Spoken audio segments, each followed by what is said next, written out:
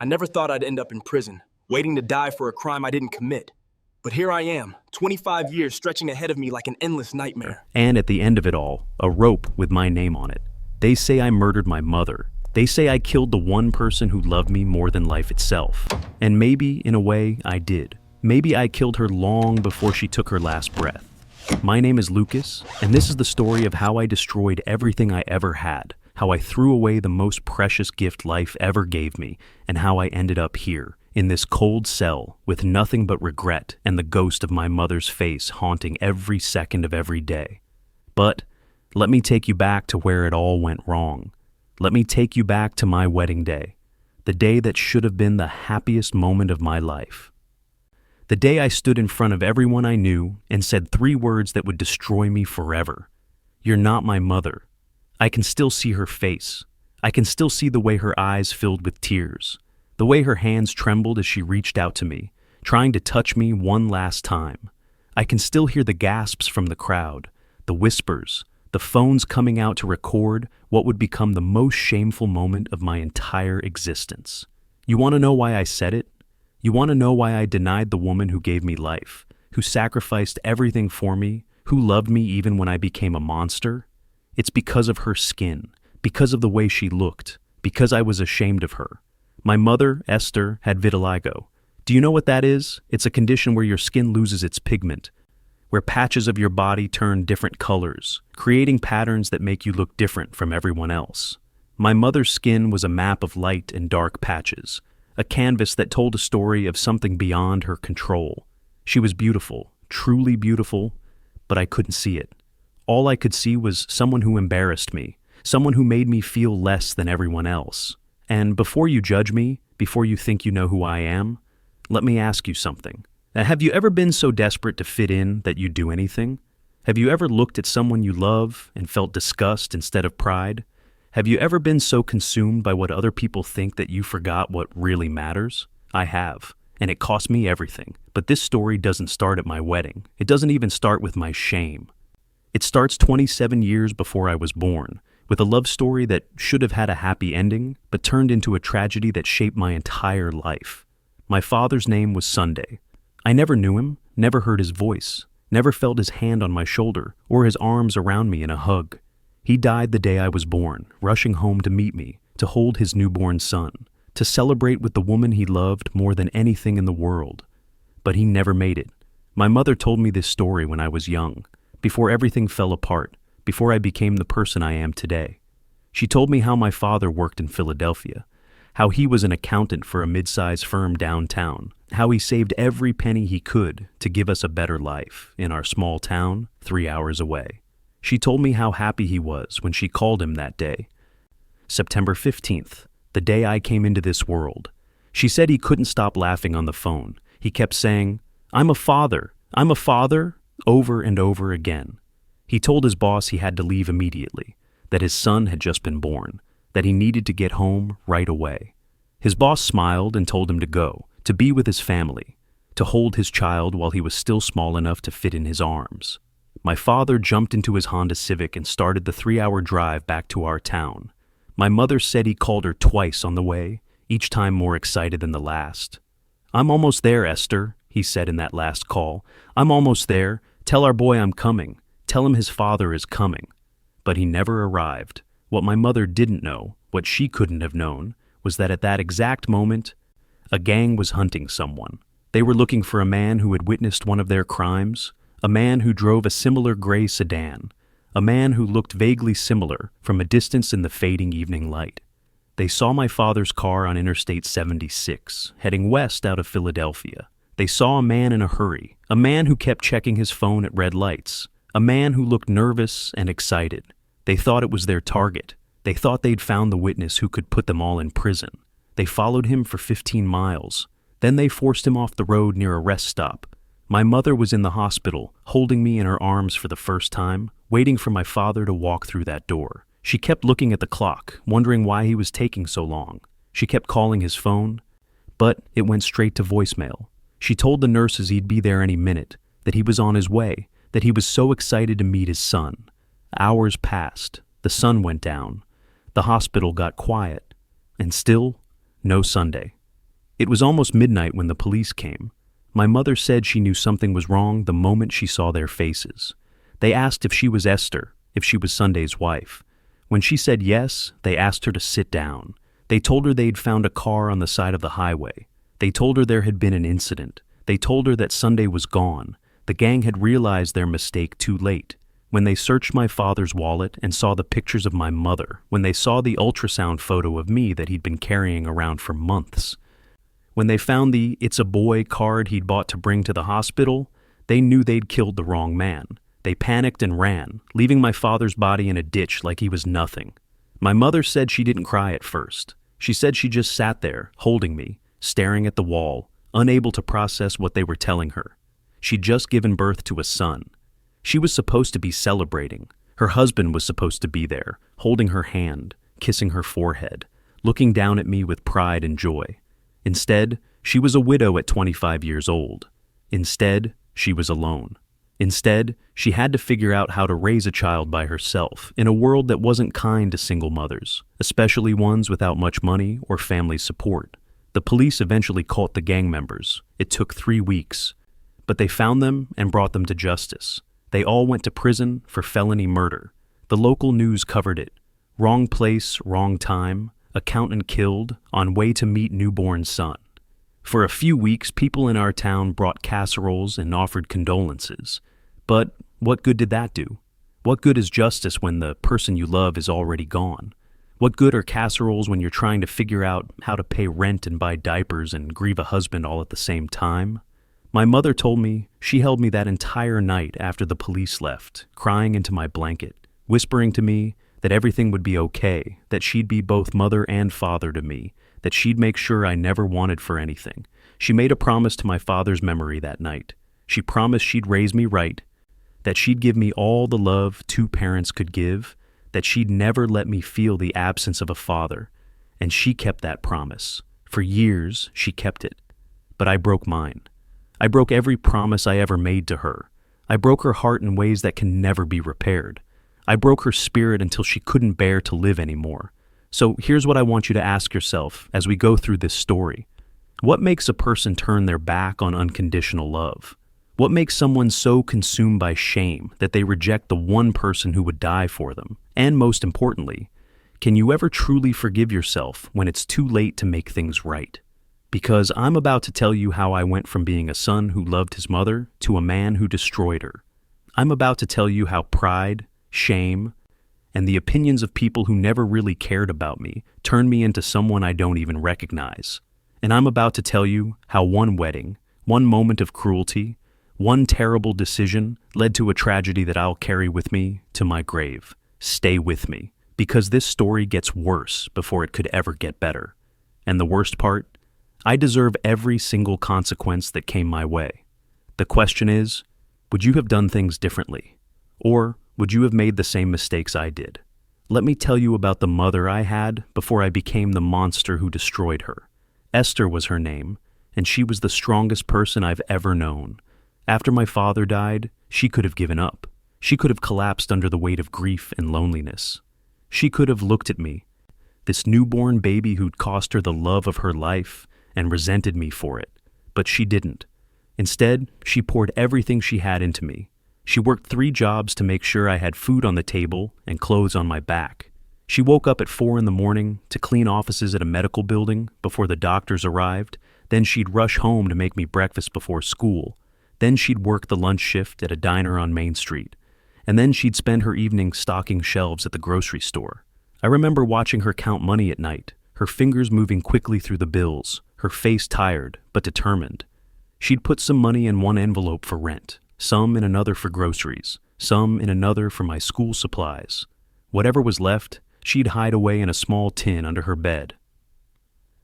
"This is for your future, Lucas," she'd tell me. "This is for college, for your dreams." My mother had dreams for me that were bigger than anything I could have imagined for myself. She wanted me to go to college, to become someone important, to have the kind of life my father never got to live. She'd tell me stories about my father, about how smart he was, how kind, how everyone at his firm respected him. "You have his eyes," she'd say, touching my face gently. "You have his heart, too. I can see it." For the first years of my life, I loved my mother more than anything in the world. She was my hero, my protector, my everything. When other kids made fun of me for not having a father, I'd defend her. My mother is worth 10 fathers, I'd say. And I meant it. We lived in a small 2-bedroom apartment above a laundromat. The sound of washing machines and dryers was the soundtrack of my childhood. The smell of detergent and fabric softener was what home smelled like. We didn't have much. Our furniture was mostly secondhand. Our TV was old and small. My clothes were often hand-me-downs from church donation bins. But my mother made it feel like a palace. She'd put up drawings I made in school all over the refrigerator. She'd make my favorite meals on my birthday, even if it meant she'd eat ramen for the rest of the week. She'd save up for months to buy me a new baseball glove or a video game, always making sure I had at least 1 or 2 things that the other kids had. But things started to change when I was around 12 years old. That's when my mother's vitiligo became really noticeable. It started with small patches on her hands, little spots where the pigment seemed to have faded. She tried to hide them at first, wearing long sleeves even in the summer heat, keeping her hands in her pockets when we walked together in town. But the condition spread. It moved up her arms, then to her neck, then to her face. Vitiligo isn't painful. It isn't contagious. It doesn't make you sick or weak. It just changes the way you look. But in our small town, where everyone knew everyone, looking different was almost like having a target on your back. People stared at my mother everywhere we went. They whispered behind her back at church. Some customers at the diner would ask to be seated in a different section. Kids at my school would ask me what was wrong with my mom. I remember the first time someone really made me think about it. I was 13, walking home from baseball practice with a teammate named Ben. We passed my mother outside the grocery store where she worked. She was helping an elderly customer load bags into their car, and she waved at me with that bright smile she always had. "Hey, Lucas," she called out. "How was practice?" "Good, Mom," I called back, feeling proud. She always remembered to ask about the things that mattered to me. But when she turned back to help the customer, Ben stopped walking and stared. "Dude, is that your mom?" he asked. "Yeah," I said, still feeling good. "That's her. What's up with her skin?" I didn't know how to answer. "It's just a condition," I said. "It's called vitiligo. It's nothing bad." "It looks weird," he said. "Like, really weird. Does it rub off on you?" "No, it doesn't work like that. She's perfectly fine. It's just how her skin looks." "My mom would freak if she looked like that," he said. "She spends like hundreds of dollars on skin creams and stuff. Your mom should try that." But even as I defended her, I felt something shift inside me. For the first time, I saw my mother through someone else's eyes. For the first time, I noticed the stares, the double takes, the way people looked at her with pity or curiosity or sometimes disgust. And for the first time, I felt embarrassed. I pushed that feeling down. I told myself it didn't matter what other people thought. I told myself I loved my mother regardless of how she looked. But the seed had been planted. The shame had started to grow. By the time I was 16, I'd stopped walking with my mother in public places where my friends might see us. If she needed to go to the store and I was home, I'd suddenly remember homework I had to do. If we ran into someone from school at church, I'd find an excuse to go to the bathroom or step outside. My mother noticed. Of course she noticed. How could she not? One evening, she sat me down at our small kitchen table and took my hands in hers.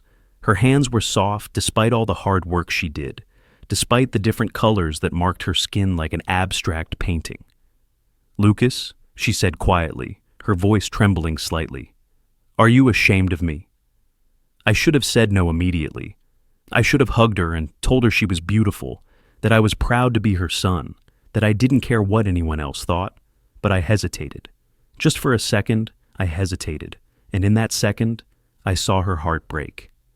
I saw tears well up in her eyes, saw her bottom lip quiver, saw her grip on my hands loosen.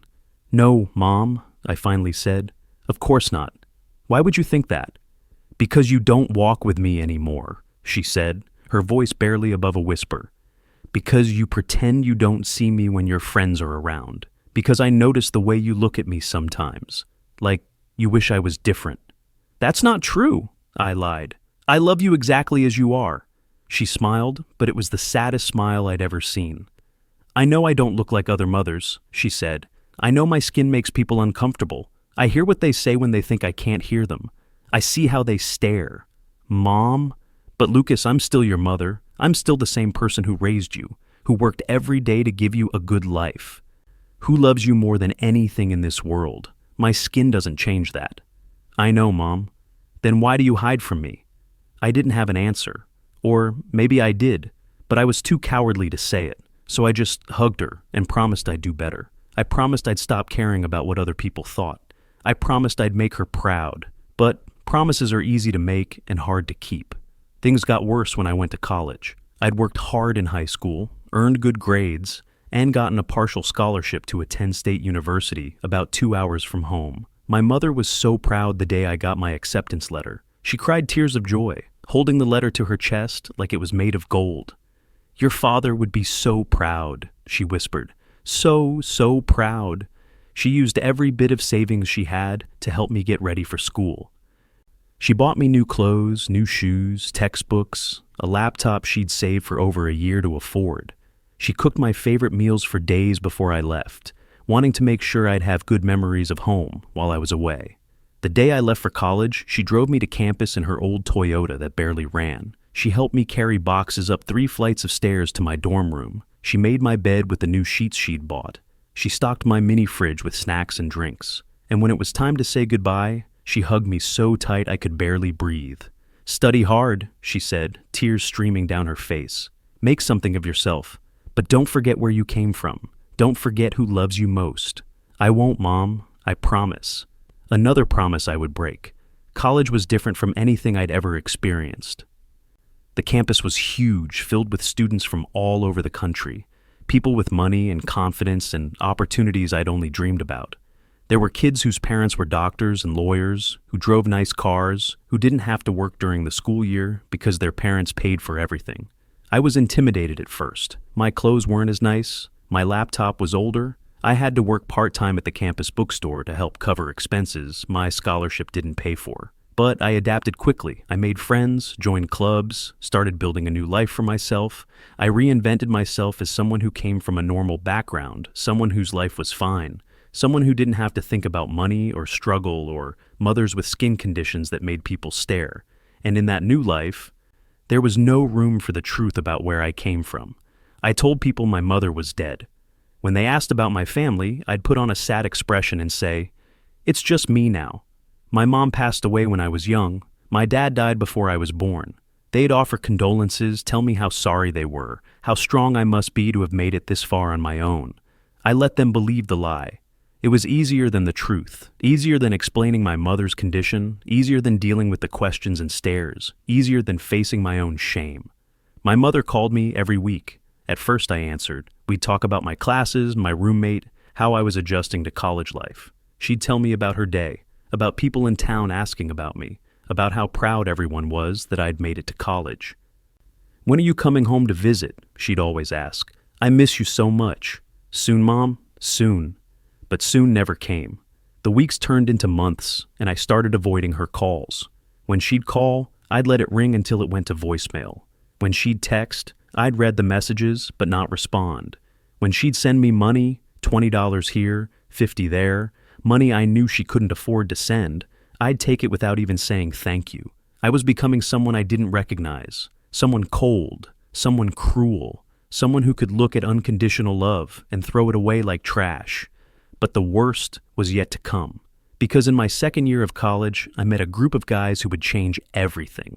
They were the popular students, the ones everyone wanted to be friends with, the ones who threw the best parties and dated the prettiest girls. They had connections, their families had money and influence, and they invited me into their circle. His name was Eddie, and he was the leader of the group, tall, charismatic, always dressed in expensive clothes, always surrounded by people who laughed at his jokes and agreed with everything he said.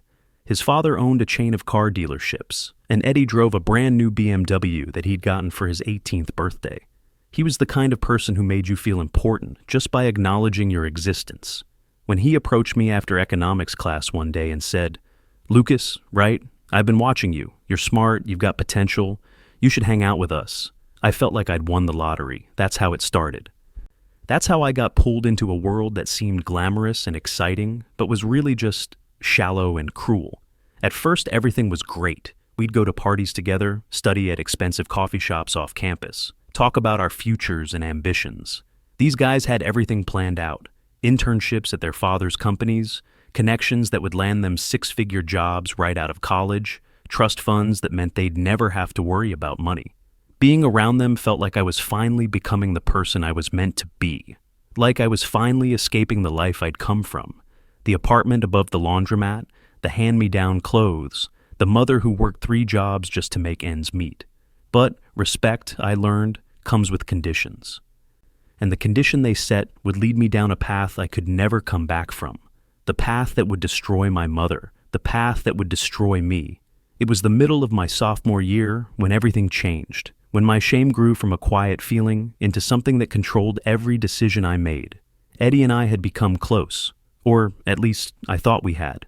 He'd invite me to his apartment off campus, a place his parents were paying for that was nicer than anywhere I'd ever lived. We'd study together, though mostly we'd just hang out, drink beer, and talk about girls and plans for the future. Mateo and Ben were always around too. Mateo's dad was a real estate developer, and Ben's family owned a successful restaurant chain. They all came from money, from comfort, from lives where struggle was just something that happened to other people. I never told them the truth about my background.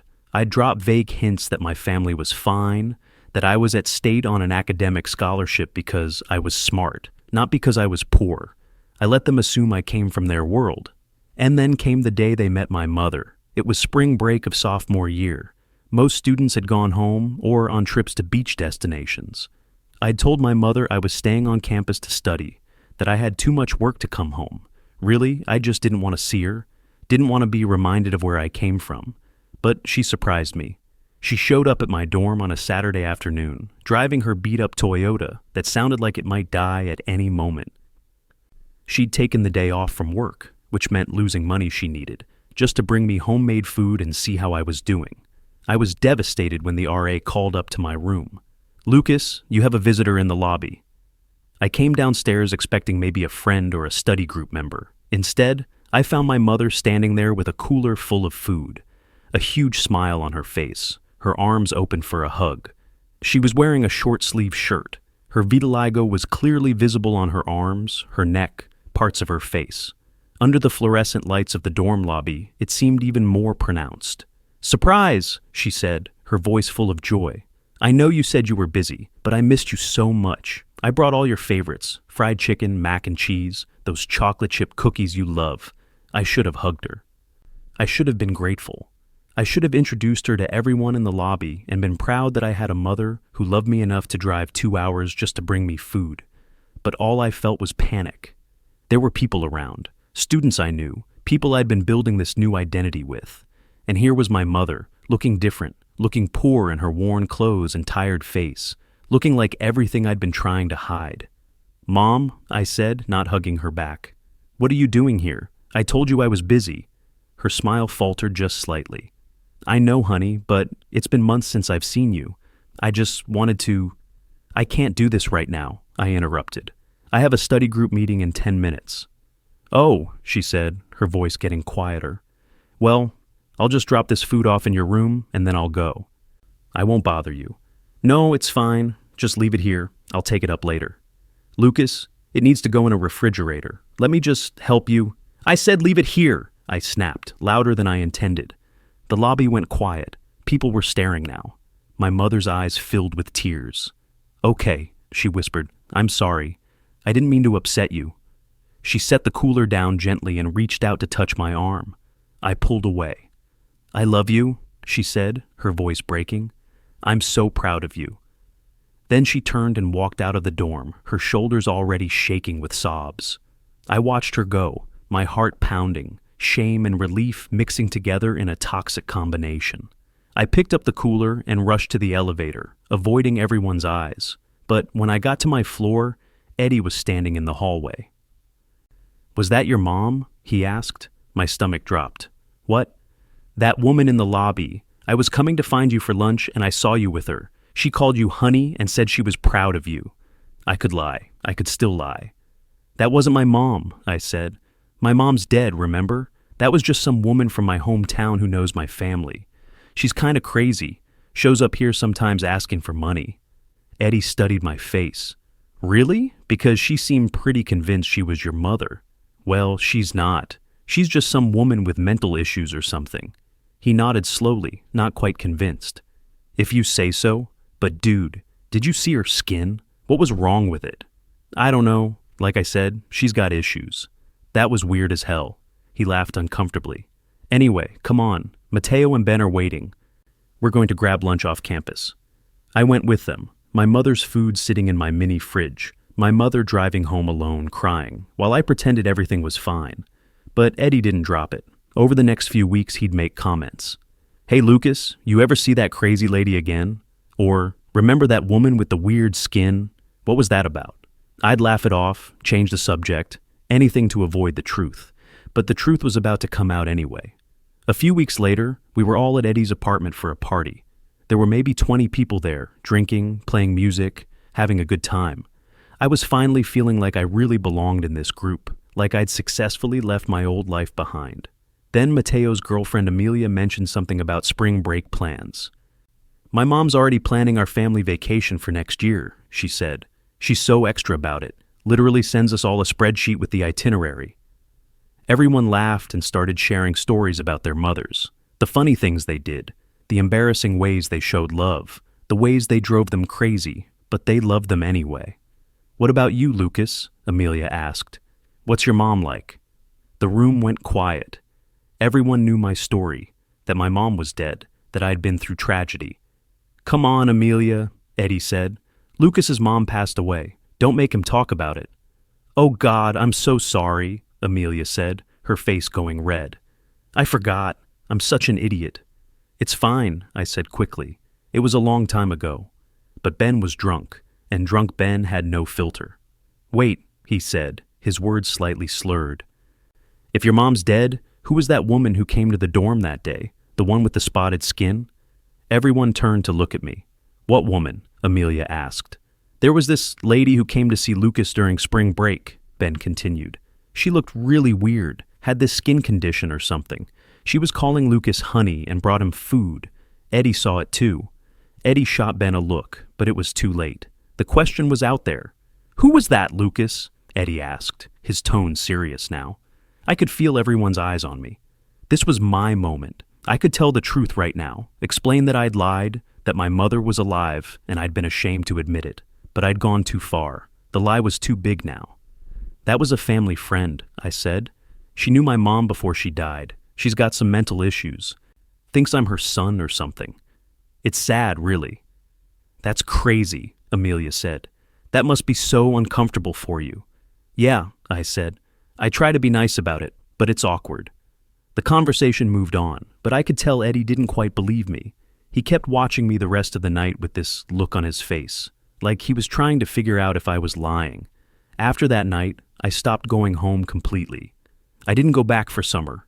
I got a job and stayed near campus. I didn't go back for Thanksgiving or Christmas. I made excuses about being too busy with school and work. My mother kept calling. Her messages got sadder, more desperate. Lucas, please call me back. I miss you so much. Sweetheart, are you okay? I'm worried about you. It's been 6 months since I've seen you. Please come home. Even just for a weekend. If I did something wrong, please tell me what it is so I can fix it. I ignored them all. And when she sent me money she'd saved from skipping meals herself, money from working overtime at jobs that exhausted her, I took it and spent it without a second thought, without even a thank you. If you think what I did was wrong, comment, everyone deserves respect, below. By junior year, my mother stopped sending long messages. They became shorter. I love you. Thinking of you. Your dad would be so proud of you. Each message was like a knife in my chest, but I still didn't respond. I told myself she'd understand eventually. I told myself I was building a better future. I told myself the distance was necessary. I told myself a lot of lies. Then, in my senior year, everything changed again. I met Eliana. She was in my advanced marketing class, beautiful and smart and funny. She came from a good family. Her dad was a lawyer, her mom was a teacher. They lived in a nice suburb, had family dinners every Sunday, took vacations together. She was everything I'd ever wanted, and somehow, miraculously, she wanted me too. We started dating in the fall of senior year. Within weeks, I was completely in love with her. She made me feel like maybe I could be a good person, like maybe I wasn't completely rotten inside. But there was one problem, one lie I'd told that I couldn't take back. We were having coffee one afternoon, talking about our families, when she asked about mine. "What about your parents? You never talk about them." My automatic lie came out before I could stop it. My mom died when I was in my first year of college, and my dad died before I was born. Eliana's hand flew to her mouth. "Oh my God, Lucas, I'm so sorry. That's terrible." "It's okay," I said, building on the lie. "It was hard, but I've learned to deal with it. My mom would want me to keep going, to make something of myself." "You're so strong," she said, tears in her eyes. "I can't imagine losing my mom. She's my best friend. The thought of not having her." She trailed off crying. "Cherish her while you have her," I said, and for just a moment, I felt the weight of what I'd lost, what I'd thrown away. As Eliana and I grew closer, the lie grew bigger. I had to remember details, keep my story straight, make sure I never slipped up. When she'd talk about her family gatherings, I'd make excuses about why I couldn't attend holidays with them. When she'd suggest I come home with her for Thanksgiving, I'd find reasons to stay away. "My mother wouldn't want you to be alone during the holidays," Eliana said once. "Please come with me. Let my family be your family. I appreciate it, but I need some time alone, to remember her, to honor her memory." She accepted my excuses because she trusted me, because she had no reason not to. We graduated together, both of us with honors. Eliana's family threw a huge graduation party at their beautiful house. I stood among them, accepting congratulations, shaking hands with her father's lawyer friends and her mother's teacher colleagues, pretending I belonged in this world of educated, comfortable, normal families. Eliana's mother hugged me at one point during the party. "I'm so proud of you, Lucas," she said. "Your mother would be so proud too, wherever she is. I wish she could see the man you've become." "Thank you," I managed to say, guilt eating at me like acid. My real mother, my actual living, breathing mother who'd worked 3 jobs to put me through school. She had no idea I'd graduated. She had no idea I'd been dating someone for a year. She had no idea what my life looked like because I'd completely cut her out of it. After graduation, I got a job at a marketing firm in the city. Good pay, good benefits, a real future. Eliana got hired at a prestigious law firm. We moved into a nice apartment together in a trendy neighborhood, started building the life we'd always talked about, and I never once called my mother to tell her about any of it. I'd sometimes see her number pop up on my phone. She still called occasionally, though less frequently now. I'd stare at it ringing, my thumb hovering over the answer button, and then I'd let it go to voicemail. I'd delete the voicemails without listening to them. I told myself she was fine. I told myself she understood why I needed distance. I told myself that one day, when I was more successful, when I'd really made something of myself, then I'd reconnect with her. I told myself a lot of lies to sleep at night. 2 years after graduation, I proposed to Eliana. We were at a lakeside resort upstate, watching the sunset paint the sky in shades of orange and pink. I got down on one knee, presented the ring I'd saved for months to buy, and asked her to marry me. She said yes through tears of joy. And for a moment, everything felt perfect. "I can't wait to start our life together," she said, kissing me. "I can't wait to build a family with you. I can't wait for our kids to have the kind of love my parents showed me." A family. The word felt hollow in my chest. How could I build a family when I'd destroyed my own? But I pushed the thought away and focused on the happiness of the moment. We started planning the wedding immediately. Eliana was so excited, showing me pictures of venues and dresses and flower arrangements on Pinterest. Her mother was involved in every detail, helping us plan what she called the perfect day. "I just wish your mother could be here to see this," Eliana said one night as we were looking at invitation designs. "I wish she could see the man you've become. I wish she could be part of this day." "She's watching over us," I said automatically, the lie so practiced now it came out without thought. "I'm sure she's happy for us." But my mother wasn't watching from heaven. She was alive, less than 2 hours away, probably wondering if her son was even alive, probably wondering what she'd done wrong, probably crying herself to sleep, wondering if I ever thought about her. And I didn't care. Or I pretended not to care, which might be even worse. The wedding was set for March 12th. We booked a beautiful venue, an elegant hall with high ceilings and crystal chandeliers. We hired the best caterers in the city, sent out 200 invitations to friends, family, and colleagues. Everything was perfect. Everything was exactly how Eliana and I had dreamed it would be. But I should have known perfection never lasts. I should have known that lies eventually catch up to you. I should have known that mothers never stop loving their sons, no matter how much those sons hurt them. 3 weeks before the wedding, someone told my mother about it. I never found out who. Maybe it was someone from our hometown who'd seen the announcement on social media. Maybe it was a distant relative who'd heard through the grapevine. But somehow, my mother found out her son was getting married, and she wasn't invited. I didn't know she knew. I had no idea she was making plans, saving what little money she had to buy a nice dress from the thrift store, preparing herself to come to my wedding, even though I hadn't told her about it. All I knew was that my perfect life was about to be perfect. Eliana and I were going to get married, start a family, build a future together. My past was buried, my shame was hidden, and no one would ever know about the mother I'd abandoned. But secrets have a way of coming to light, and my secrets were about to explode in the most public, most devastating way possible. The morning of March 12th started beautifully. The sun was shining, the venue looked like something out of a magazine, and Eliana looked absolutely stunning in her wedding dress. When I saw her walking toward me down the aisle, I felt like the luckiest man in the world. Her father walked her down the aisle with tears in his eyes. Her mother was crying in the front row, dabbing at her eyes with a tissue. My side of the venue was filled with college friends, work colleagues, and Eliana's extended family, who'd been kind enough to sit on my side since I had no family of my own. Or so they thought. The ceremony was perfect.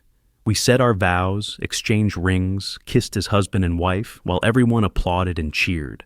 The photographer captured every moment, the videographer recorded it all, and I genuinely felt like this was the beginning of something beautiful. Then we moved to the reception hall for the celebration. A live band played, people danced, speeches were made. Eliana's father gave a touching toast about welcoming me into their family, about how he'd never had a son, but was proud to call me one now. My boss from the marketing firm gave a speech about my bright future with the company. Everyone was happy, celebrating, drinking champagne.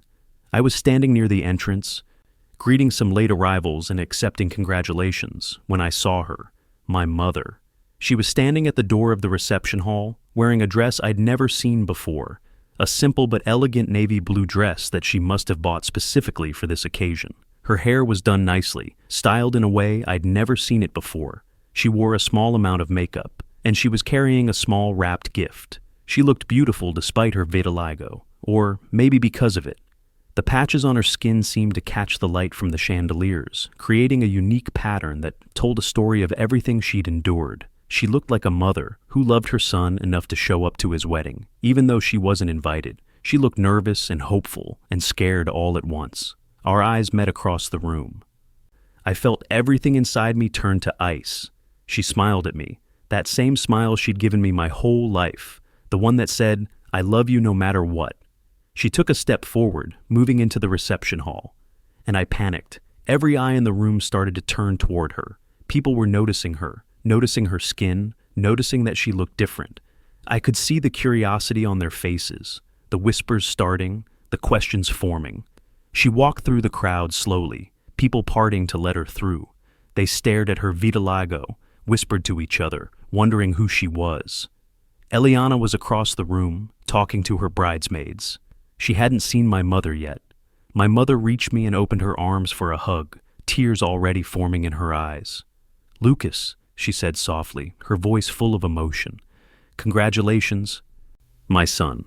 I'm so happy for you. I'm so proud of you." Everyone nearby turned to look at us. I could feel their eyes, their curiosity, their judgment.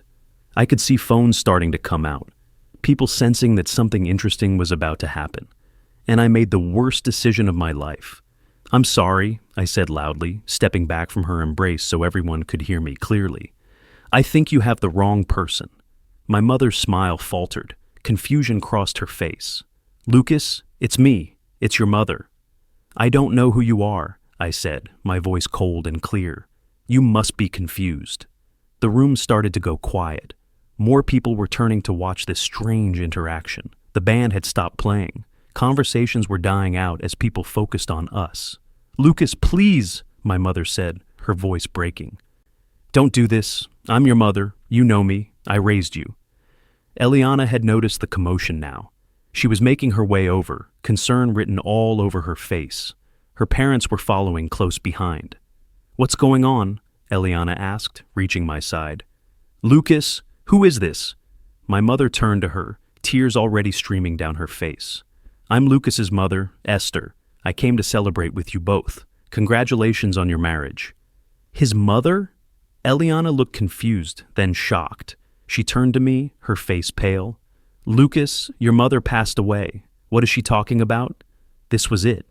This was the moment I could have come clean. I could have admitted everything, begged for forgiveness, introduced my mother to my wife properly. I could have said, "I'm sorry, I lied. This is my mother, and I've been ashamed of her because of how she looks, and I'm a terrible person, but I want to make things right." But fear controlled me. Fear and shame and pride and all the lies I'd built my new life on. "I don't know this woman," I said firmly, looking my mother directly in the eyes. "I've never seen her before in my life." "Lucas?" My mother's voice cracked completely. She reached for my face, but I jerked away. "How can you say that? I gave birth to you. I raised you. I worked 3 jobs to give you everything. I loved you your entire life. How can you stand there and pretend you don't know me?" "You're not my mother," I said, and the room went completely silent. "My mother is dead. She died years ago. I don't know who you are, but you need to leave." The gasps were audible now. Phones were definitely recording. I could see the red recording lights, could see people pointing their cameras at us. "Look at me," my mother cried, reaching for my face again. I stepped back further. "Look at your mother. I know what this is about. I know you're ashamed of how I look. But Lucas, I'm still your mother. This is still me. How can you deny me? How can you stand there and pretend you don't know the woman who sacrificed everything for you? How can I be related to someone who looks like you?" The words came out harsh and cruel, designed to hurt, designed to make her leave. "I don't know you. You're not my mother. Security, please escort this woman out." The room erupted. People gasped louder. There were shouts of disapproval, and phones were everywhere now, recording every second. Eliana grabbed my arm hard. "Lucas, even if you don't know her, you can't talk to anyone like that. That was horrible. That was cruel." But I was too far gone to stop, too committed to the lie, too terrified of the truth coming out. "I want her removed from my wedding, now." My mother just stood there, trembling, tears streaming down her face, her whole body shaking. "What did I do wrong?" she whispered. "I loved you. I gave you everything. I went without so you could have. What did I do to deserve this?" "You need to leave," I repeated. "Now." "Fine," she said, her voice barely audible. "I'll leave. But first, I want everyone here to know the truth. I want them to know who you really are. I want them to know what kind of man they're celebrating today." And then, right there in front of all my wedding guests, my wife, my colleagues, my friends, my mother told them everything. She told them about my father, Sunday, who died on the day I was born, trying to get home to meet me. She told them about raising me alone, working 3 jobs, sacrificing everything to give me a good life. She told them about how much I loved her when I was young, how I used to defend her and be proud of her. She told them about when her vitiligo started, how I began to change, how I started being ashamed of her. She told them about me going to college and cutting her off completely, about me lying and saying she was dead, about me ignoring her calls and taking her money without even saying thank you. She told them about finding out I was getting married and not being invited, about buying a dress with money she'd saved from skipping meals, about driving 2 hours to come here because she loved me too much to give up on me. And she told them about how I looked her in the eyes and denied her, how I rejected her in the cruelest way possible, in front of hundreds of people, on what should have been one of the happiest days of my life. The room was silent except for her voice and the sound of people crying. Eliana's mother was sobbing openly. Several of my co-workers looked disgusted. Eddie and Mateo and Ben, who I'd invited to the wedding, were staring at me like they didn't know me. When my mother finished, she looked at me one last time. "I still love you, Lucas. Despite everything you've done, despite all the pain you've caused me, I'm still your mother, and I still love you. I just wish you loved yourself enough to not be ashamed of who you are. I wish you understood that where you come from is nothing to be ashamed of." Then she turned to leave. "Wait!" Eliana's voice rang out. She pulled away from me completely and ran after my mother. "Please wait." My mother stopped. Eliana stood in front of her, tears streaming down her face, still in her wedding dress. "Is it true? Is everything you said true?" "Every word," my mother said quietly. "He told me you were dead. He told me you died in his first year of college. He's lied to me for 3 years." Eliana's voice was shaking with anger and heartbreak. "I'm sorry you had to find out this way," my mother said. "I never wanted to hurt you or ruin your day. I just wanted to see my son. I just wanted to be part of his life again." Eliana turned back to look at me, and the expression on her face was something I'll never forget. It was disgust mixed with heartbreak, mixed with betrayal. "Tell me she's lying," Eliana said. "Tell me this is all some horrible misunderstanding. Tell me you didn't abandon your own mother and lie about it to everyone, including me." I opened my mouth, but no words came out. What could I say? My mother had told the truth, every single word of it. "Oh my God," Eliana whispered. "It's true. It's all true." She walked back to me slowly, and for a brief, stupid moment, I thought maybe she was going to forgive me. Maybe she'd understand. Maybe we could fix this. Instead, she pulled off her wedding ring, the ring I'd spent months saving for, and threw it at my chest.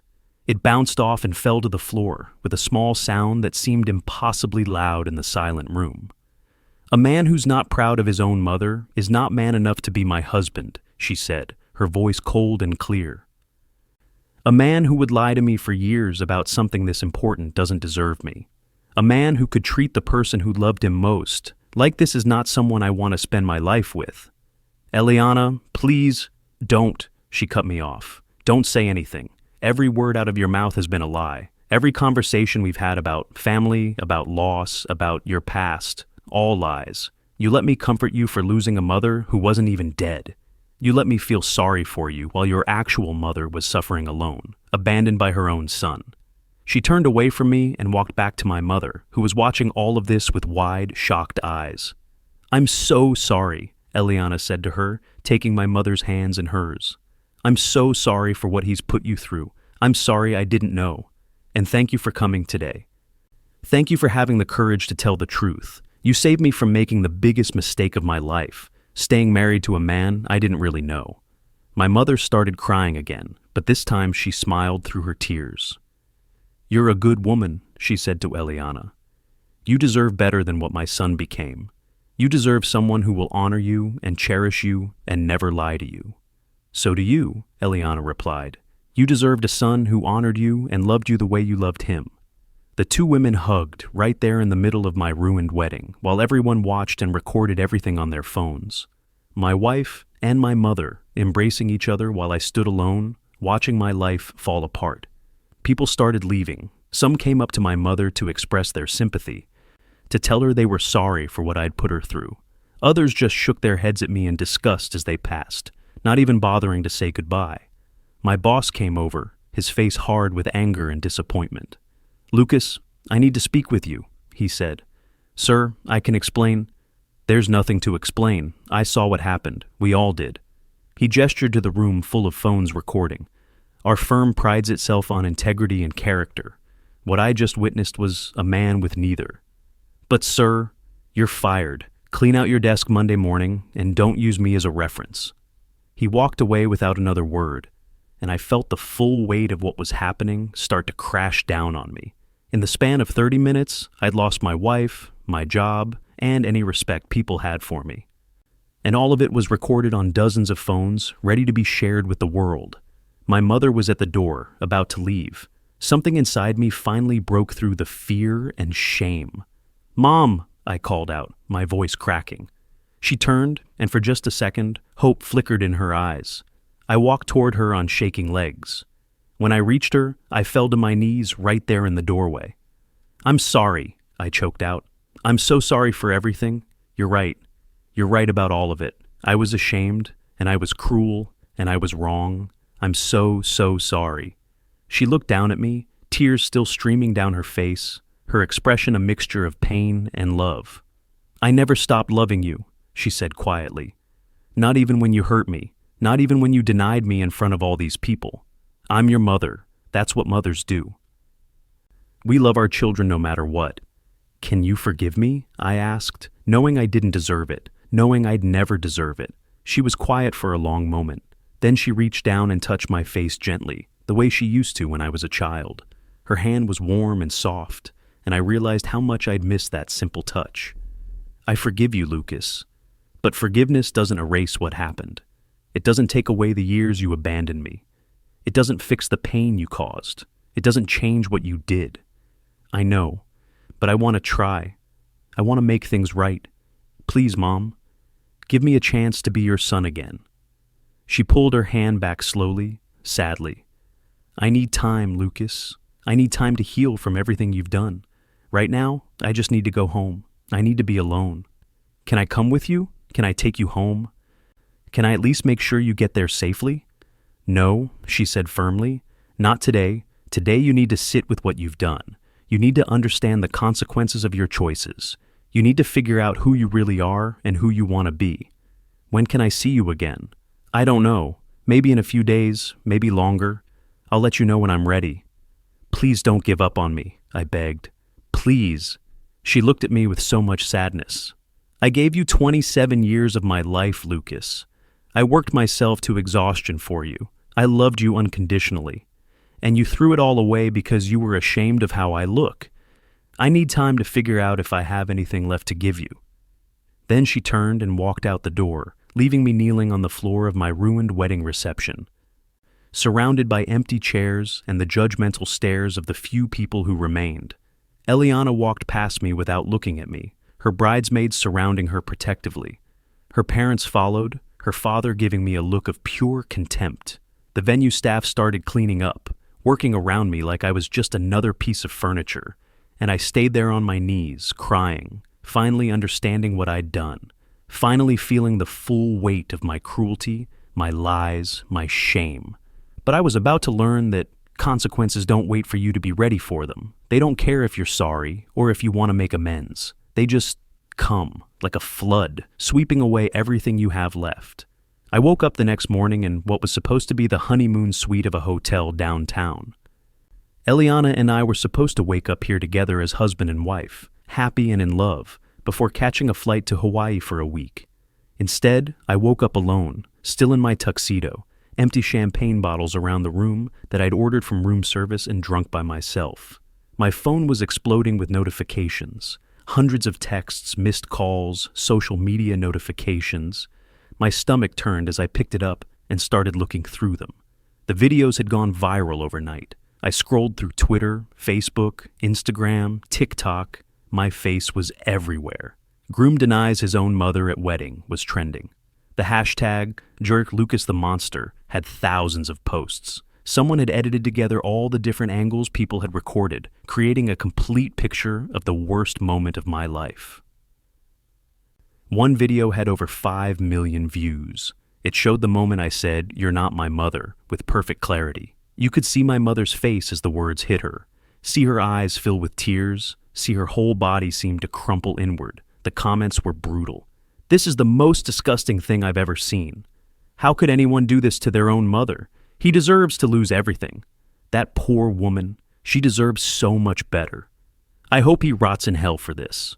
There were thousands of them, tens of thousands, all saying variations of the same thing, that I was a monster, that I deserved every bad thing that was coming to me, that my mother was a saint and I was trash. And they were right. Someone had tracked down my LinkedIn profile and posted it everywhere. People were tagging my company, demanding they fire me. I had messages from former college classmates, people I hadn't spoken to in years, telling me how disgusted they were. Even people from my hometown, people who'd known me as a kid, were posting about how disappointed they were. Eddie had posted on his Instagram, "Just found out my friend Lucas has been lying about his mother being dead. Completely shocked and disgusted. This is not the person I thought I knew." Mateo had commented, "Same bro, can't believe we didn't see this." They were distancing themselves from me publicly, making sure everyone knew they disapproved, The same guys who'd encouraged my shame, who'd laughed at my mother's picture, who'd pushed me to cut her out of my life. Now they were acting like they'd had no part in it. I tried calling Eliana. Her phone went straight to voicemail. I tried texting her. Eliana, please, I know I messed up. I know I lied, but I love you. Please give me a chance to explain. The message showed as read, but she didn't respond. I tried again. I'm sorry. I'm so sorry. I know you're hurt and angry, but please just talk to me. This time she responded, there's nothing you can say that will change what you did. The wedding is annulled. My lawyer will contact you about dividing our things. Don't contact me again. I never want to see you or hear from you for the rest of my life. Then she blocked my number. I tried calling my mother. She didn't answer. I called again and again, and finally, on the 5th try, she picked up. Mom, thank God. I'm so sorry. I'm so incredibly sorry. Lucas. Her voice sounded tired, defeated. I can't talk to you right now. Please, just give me 5 minutes. Let me explain. Explain what? Explain why you were ashamed of me? Explain why you lied about me being dead? Explain why you denied me in front of hundreds of people? Her voice was rising now, pain turning to anger. What could you possibly say that would explain that? I don't know. I was wrong. I was so wrong. I got caught up in trying to fit in trying to be someone I'm not. And I lost sight of what mattered. I lost sight of you. You didn't lose sight of me, Lucas. You threw me away. There's a difference. I know, you're right, and I want to make it right. Please let me make it right. I need time. I told you that yesterday. How much time? I don't know. However long it takes for my heart to stop breaking every time I think about my son looking at me and saying, I'm not his mother. She was crying now, her words coming out in sobs. However long it takes for me to sleep through the night without dreaming about your wedding, about the way you looked at me with disgust, about the way everyone stared at me like I was some kind of freak. Mom, I never thought you were a freak. I was just ashamed, I know. You were ashamed of your mother, the woman who gave birth to you, who raised you alone, who worked herself sick to give you opportunities. You were ashamed of me. I'm not anymore. I swear I'm not. I see now how wrong I was. Please, just let me come see you. Let me prove to you that I've changed. You haven't changed, Lucas. You got caught. That's not the same thing as changing. The line went dead. She'd hung up on me. I sat in that hotel room for hours, scrolling through the videos and comments, watching my life be destroyed in real time.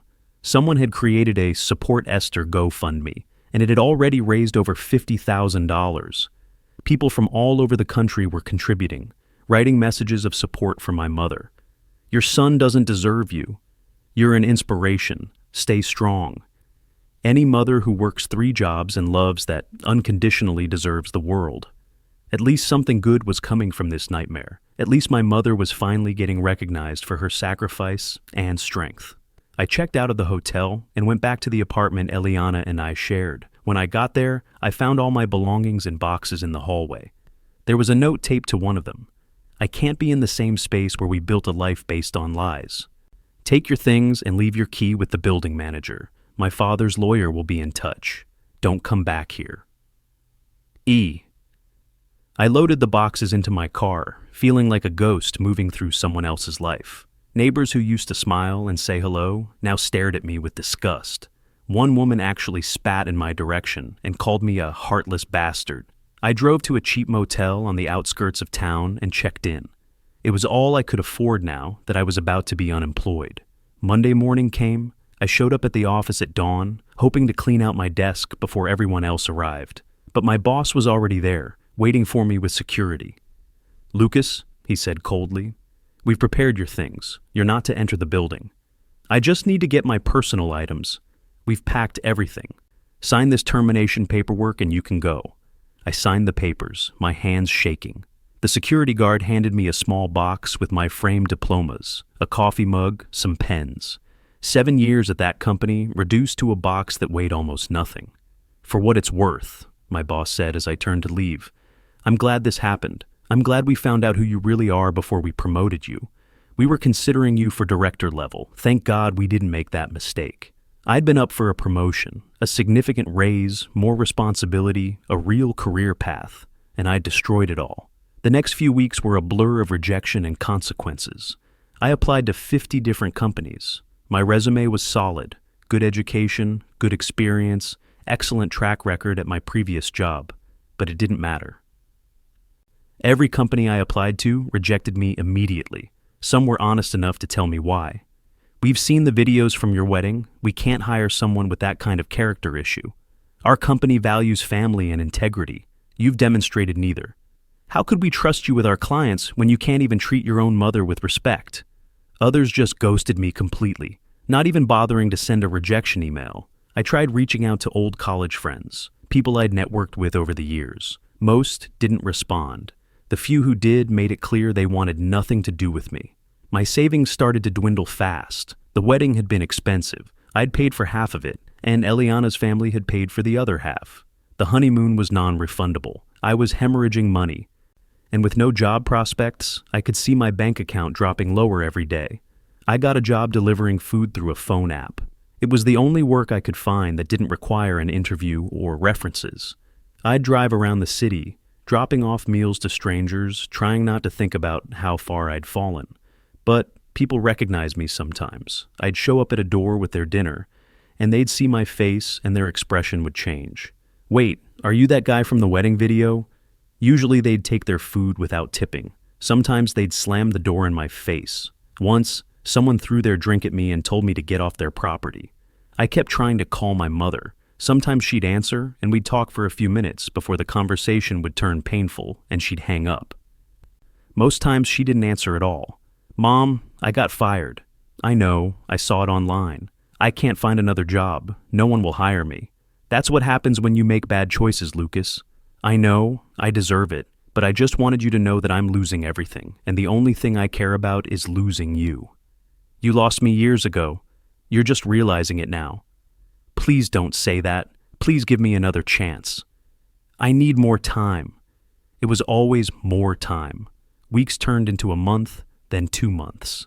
My savings were almost gone. I'd moved from the motel to an even cheaper room in a boarding house. I was eating 1 meal a day to save money. And then, 2 months after the wedding, my mother finally agreed to see me. "Come to the house on Saturday," she said when I called. "We need to talk." "Yes, Mom, thank you. Thank you so much for giving me this chance." "We'll see, Lucas. We'll see." That week felt like it lasted forever. I planned what I'd say, how I'd apologize, how I'd convince her to let me back into her life. I went to the store and spent most of my remaining money on groceries, all her favorite foods. I bought flowers, even though I could barely afford them. I wanted to show her I was serious about changing, about making things right. Saturday finally came. I took the bus to my hometown. I'd had to sell my car to pay rent, clutching the bags of groceries and flowers. The 2-hour bus ride felt like an eternity. When I got off at my stop, I walked through the familiar streets of the town where I grew up. Everything looked smaller than I remembered, more run down. Or maybe I just saw it differently now. I walked up to my mother's apartment building, the one above the laundromat where I'd spent my childhood. The sound of the dryers was still the same. The smell of detergent still filled the air. But as I got closer, I noticed something wrong. There were cars parked outside that didn't belong to residents, official-looking vehicles. And was that... My heart started pounding. There was police tape across the entrance. "No," I whispered, starting to run. "No, no, no!" I dropped the groceries. The bag split open, oranges rolling down the sidewalk, flowers scattering in the dirt. I ran toward the building, my legs moving faster than they ever had. There were police officers in the yard, neighbors gathered on the street, some of them crying. An ambulance was parked out front. "What happened?" I asked the first person I reached. A woman I recognized from my childhood. "What's going on?" She looked at me, and her expression changed from grief to anger. "You," she said. "This is your fault." "What are you talking about? Where's my mother?" "She's dead," the woman said, her voice hard. "She killed herself. They found her this morning." The world stopped. Everything went silent except for a ringing in my ears. My legs gave out, and I fell to my knees right there on the sidewalk. "No," I said. "No, that's not possible. I was supposed to see her today. She called me. We were going to talk." "Well, she's gone," the woman said. "She hung herself in her apartment, and everyone here knows it's because of you." I tried to stand, tried to get to the building, but a police officer stopped me. "Sir, this is a crime scene. You can't go in there." That's my mother. I need to see her. Please, I need to see her. Are you Lucas? The officer asked, his hand moving to his handcuffs. Yes, please, let me see my mother. Lucas, you need to come with us. We have questions for you. Questions? What questions? I just got here. I haven't done anything. But even as I said it, even as I struggled against the officer's grip, I saw them bringing a body out of the building on a stretcher. The body was covered with a white sheet, but I could see the shape of it, could see the size and frame that could only be one person. Mama! I screamed. Mama, no! Please, God, no! Another officer came to help restrain me. They were putting handcuffs on my wrists. Lucas, you're under arrest for the suspected murder of Esther. Murder? I didn't murder anyone. I wasn't even here. I just got here right now. We have evidence that suggests otherwise. We need to question you about your relationship with the deceased and your whereabouts this morning. You have the right to remain silent. I didn't kill my mother. I would never hurt her. Please, you have to believe me. Let me go. Let me see her. But they weren't listening. They were putting me in the back of a police car, reading me my rights, treating me like a criminal. Through the car window, I watched them load my mother's body into the ambulance. I saw neighbors pointing at me, their faces filled with anger and disgust. I saw one of the officers holding a plastic evidence bag with what looked like a note inside. And then I saw them bring out a rope, the rope she'd used, the rope that had ended her life. The truth hit me like a physical blow, stealing the air from my lungs. My mother had killed herself. She'd hung herself in the apartment where she'd raised me, in the home where she'd worked so hard to give me a good life. She'd done it the morning we were supposed to meet, the morning we were supposed to start fixing things. And now she was gone forever. The car started moving, taking me away from the scene, toward the police station, toward a future I couldn't begin to comprehend.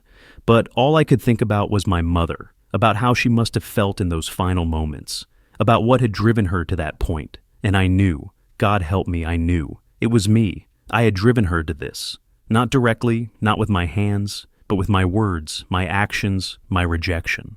I had broken her so completely that she couldn't see any reason to keep living. The viral videos hadn't just humiliated me, they'd humiliated her too. Millions of people had watched her be rejected by her own son. Millions of people had seen her skin condition, had read comments about how she looked, had witnessed her son say he couldn't be related to someone like her. She'd gone home to that apartment alone after the wedding, alone with the pain and the humiliation and the heartbreak. And apparently, it had been too much to bear. I'd spent the last 2 months focused on my own consequences, losing my job, losing my wife, losing my reputation, but I hadn't really thought about what my mother was going through. I'd assumed she was okay, that she was strong enough to handle it, that we'd fix things eventually. I'd assumed wrong. At the police station, they put me in an interrogation room. 2 detectives came in, one older and one younger. They had a file with them, thick with papers and photos. Lucas, the older detective said, sitting across from me. I'm Detective Morrison. This is Detective Chen. We need to talk to you about your mother's death. I didn't kill her, I said immediately. I swear to God, I didn't kill her. Tell us about your relationship with your mother. We had problems, but I loved her. I was trying to fix things. Problems? Detective Chen asked. Is that what you call publicly humiliating her at your wedding? Denying she was your mother in front of hundreds of people? I know what I did was horrible, but I didn't kill her. Where were you last night and this morning? I was at my boarding house. I can give you the address. I was there all night, and then I took the bus here this morning. You can check with the bus driver. He'll remember me. They wrote this down, their faces skeptical. We found a note, Detective Morrison said, pulling out the evidence bag. Your mother's suicide note. Would you like to hear what it says? I nodded, tears already streaming down my face. He read it aloud. My dear Lucas, if you're reading this, it means I couldn't bear the pain anymore. Please know that I never stopped loving you, even when you stopped loving me. I forgive you for everything. I hope one day you can forgive yourself. I'm sorry I wasn't strong enough to keep fighting. I'm sorry I couldn't be the mother you wanted, your loving mother, Esther. Have you ever felt a betrayal this deep? Have you ever hurt someone you loved and realized too late what you'd done? Comment below with how you would even begin to cope. The words destroyed me, even in death. Even after everything I'd done, she was apologizing to me. She was sorry she wasn't the mother I wanted, when the truth was she'd been perfect and I'd been the broken one. She forgave me, I whispered. Even after everything, she forgave me. That's nice, Detective Chen said, his voice dripping with sarcasm. But forgiveness doesn't change the fact that your actions led to her death. I know. God, I know. They questioned me for hours, going over every detail of my relationship with my mother, every interaction since the wedding, every phone call and text message. They checked my alibi, confirmed I was on the bus that morning, verified that I'd been in the city when my mother died. Finally, they had to admit I hadn't physically killed her. The medical examiner confirmed she died around 6 this morning, Detective Morrison said. Your boarding house manager confirms you were there until 8 when you left to catch your bus. The bus driver confirms you got on at 8:45. So I'm free to go? Not quite, Detective Chen said. While you didn't physically kill your mother, we believe your actions directly contributed to her death. The DA is reviewing the case to determine if we can charge you with manslaughter through emotional abuse and criminal neglect. What does that mean? It means, Detective Morrison said, that while you didn't tie the rope around her neck, you created the conditions that led her to tie it herself. You abandoned her, publicly humiliated her, and caused her such severe emotional distress that she saw death as the only escape from the pain. We're going to examine every text message, every phone call, every interaction you had with your mother for the past several years. We're going to talk to everyone who knew her, everyone who witnessed how you treated her, and we're going to build a case that shows you're responsible for her death. They let me go that night, but told me not to leave the state. I had nowhere to go anyway. I couldn't go back to the city. I had no apartment, no job, nothing waiting for me there. So I stayed in a cheap motel in my hometown, the place I'd tried so hard to escape. The next few days were a nightmare. I went to the funeral home to make arrangements for my mother's burial, but they told me everything had already been arranged. The GoFundMe that strangers had set up for my mother had raised over $200,000. The organizers had used some of it to pay for a beautiful funeral, to buy a nice headstone, to make sure my mother was buried with dignity. We were instructed to inform you that you're not welcome at the funeral, the funeral director told me. The community has made it clear they don't want you there. But she's my mother, and you treated her terribly. I've seen the videos, Mr. Lucas. I think it's best if you respect the community's wishes and stay away. So I didn't get to say goodbye. I didn't get to see my mother one last time. I didn't get to stand at her grave and tell her I was sorry. On the day of the funeral, I drove to a spot on a hill overlooking the cemetery. I watched from a distance as hundreds of people showed up. People from our town, people from her jobs, people who'd known her and loved her. I watched as they lowered her casket into the ground next to my father's grave. The two of them together finally, after 27 years apart. And I watched from my car, alone, the son who'd destroyed her, not welcome at her funeral. After the funeral, the DA filed charges. Manslaughter through emotional abuse and criminal neglect. My court-appointed lawyer told me it was a difficult case to prove, but given the public sentiment and the video evidence of how I'd treated my mother, we should probably take a plea deal if one was offered, but the DA wasn't offering deals. We're going to trial, my lawyer told me. They want to make an example out of you. The trial was quick. The prosecution presented the wedding videos.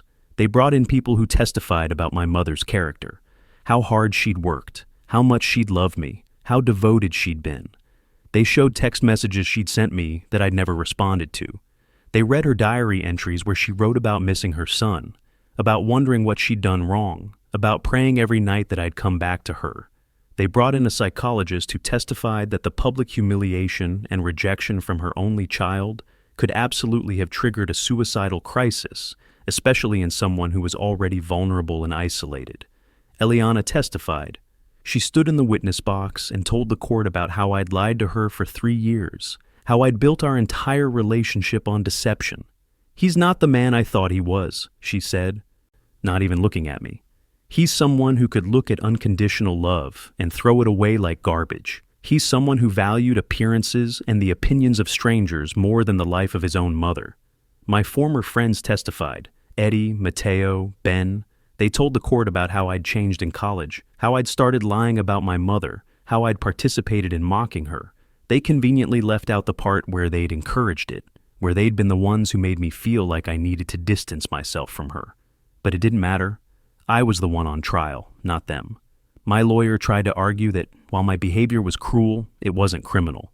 That you can't charge someone with murder just because they were a bad son. That suicide is a complex issue with many contributing factors. But the jury wasn't buying it. They looked at me with disgust throughout the trial. They watched the videos of me denying my mother, heard the testimony about everything she'd sacrificed for me, read her suicide note where she apologized to me, even though I was the one who destroyed her. When it came time for me to testify, I told the truth. All of it. I admitted I'd been ashamed of my mother. I admitted I'd abandoned her, lied about her being dead, denied her at my wedding. I admitted I'd taken her money without gratitude, ignored her calls, rejected her love. I was wrong about everything, I said, crying on the stand. My mother was beautiful and strong and perfect, and I was too blind and stupid to see it. I let shame control me. I let the opinions of people who didn't matter destroy my relationship with the person who mattered most. And now she's gone, and I can never make it right. Do you think you're responsible for your mother's death? The prosecutor asked.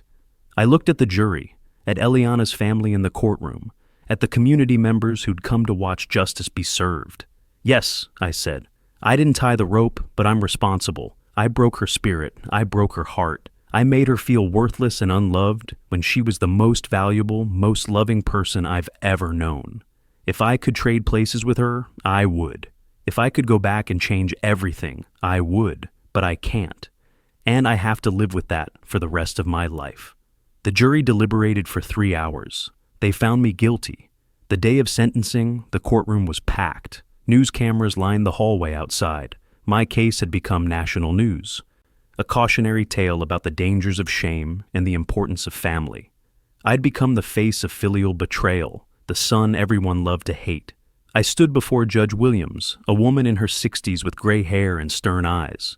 She'd presided over the trial with strict professionalism, never showing emotion, always focused on the law. But today when she looked at me, I saw something in her eyes. Disgust, maybe, or disappointment, or both. Mr. Lucas, she began, and the courtroom went silent. I've been a judge for 23 years. I've presided over hundreds of cases, murders, assaults, robberies, every kind of crime you can imagine. But I've rarely seen someone who caused as much pain to another human being as you caused your mother. She paused, looking down at her notes. Your mother, Esther, gave you life.